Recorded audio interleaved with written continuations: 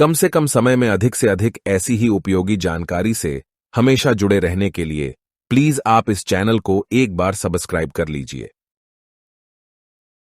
चलिए फिर आपका मूल्यवान समय व्यस्त किए बगैर चलते हैं मूल टॉपिक पर, जो कि है एआई का उपयोग करने से किन क्षेत्रों में नौकरियों का खतरा हो सकता है।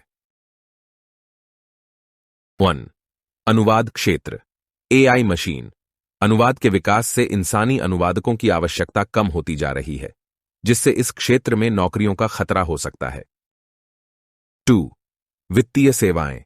एआई वित्तीय सेवाओं में उपयोग किया जाता है, जैसे कि स्टॉक मार्केट विश्लेषण, वित्तीय सलाह, क्रेडिट स्कोरिंग आदि।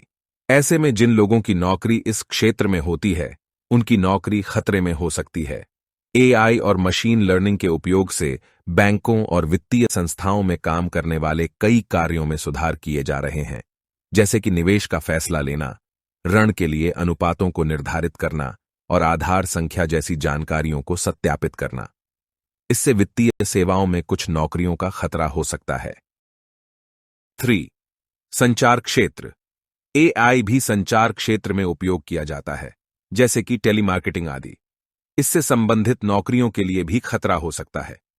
उदाहरण के लिए, स्वचालित टेलीफोन संदेश या ईमेल प्रतिक्रिया देने वाले बॉट, स्वचालित चैटबॉट या फिर संचार सॉफ्टवेयर के माध्यम से संचार संस्थाओं में कुछ नौकरियों का खतरा हो सकता है।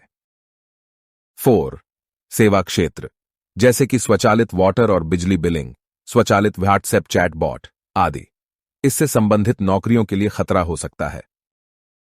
5. मार्केटिंग और बिक्री। एआई प्रणालियों का उपयोग मार्केटिंग और बिक्री क्षेत्रों में भी नौकरियों को खतरा पहुंचा सकता है। मार्केटिंग और बिक्री जैसे क्षेत्रों में आजकल डिजिटल मार्केटिंग और ई कॉमर्स के लिए एआई प्रणालियों का उपयोग किया जाता है, जो इस क्षेत्र में नौकरियों के लिए खतरा पैदा करता है। खुदरा बिक्री।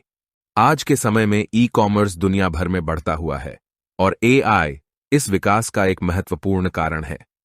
ई कॉमर्स कंपनियों में एआई और मशीन लर्निंग के उपयोग से कुछ नौकरियों का खतरा हो सकता है, जैसे कि ग्राहक सहायता या ऑर्डर प्रसंस्करण के लिए कम जरूरत होना। 6. निर्माण और उत्पादन क्षेत्र। बड़े पैमाने पर उत्पादन क्षेत्र में एआई का उपयोग करने से कुछ उपयोगकर्ताओं की आवश्यकता नहीं होती है, जैसे कि रोबोटिक उत्पादन, असेंबली लाइन और स्वचालित भंडारण और लोडिंग उपकरण। खुदरा आवंटन या एलोकेशन, यानी कौन सा सामान कहाँ कितनी मात्रा में भेजना है, उसका नियमन, संचार और अन्य कार्य। इसलिए कुछ नौकरियों का खतरा हो सकता है। 7. स्वास्थ्य सेवाएं। एआई और मशीन लर्निंग का उपयोग स्वास्थ्य सेवाओं में भी किया जा रहा है, जैसे कि विशेषज्ञ डॉक्टरों द्वारा डायग्नोस्टिक या चिकित्सा युक्तियों के उपयोग से और अनुसंधान या डाटा विश्लेषण के माध्यम से रोगों के लक्षणों का पता लगाना। हालांकि स्वास्थ्य सेवाओं में मानवीय संपर्क और नजदीकी का महत्व रहता है, इसलिए कुछ नौकरियों का खतरा हो सकता है। 8. शिक्षा।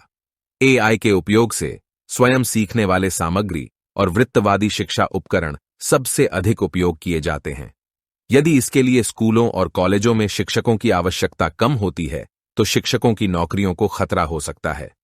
डिजिटल शिक्षा उपकरण में एआई के उपयोग से वृत्तवादी शिक्षा उपकरण, लैब तकनीशियनों और शोध सहायकों की आवश्यकता कम हो सकती है।